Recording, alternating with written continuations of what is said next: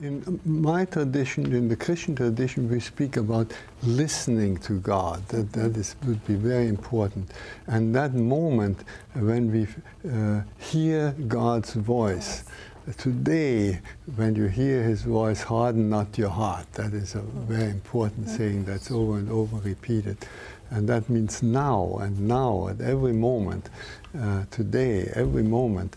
And we say that God is so simple that God has only one thing to say, and that is, I love you.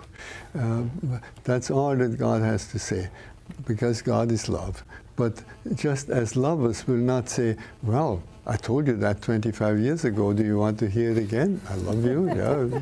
But they will repeat it over and over in ever new ways, in poems, in caresses, in songs, in presents, in flowers, and find ever new ways of saying I love you. So God finds ever new ways of saying, and everything that is around, everything, every person, every situation is another way of God saying I love you. And so for us to come alive to that, we have to learn those many different languages that God speaks.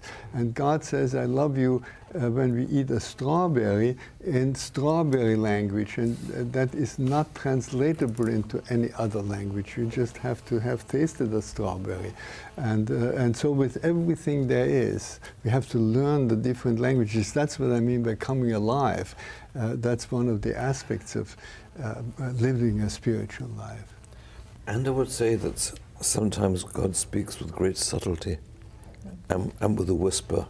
There's a story of Elijah in the Bible where he got into a terrible mess of too much enthusiasm, killing idolatrous priests of Baal, and going to the desert and fasting and realizing what he'd done wrong.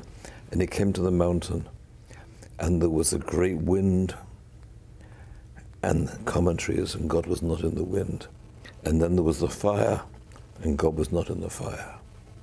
And then it says, and then the earthquake, and then it says, and then there was a soft, silent whisper. And it doesn't say God was in the soft, silent whisper, because you can't name that. But the soft, silent whisper, the subtlety,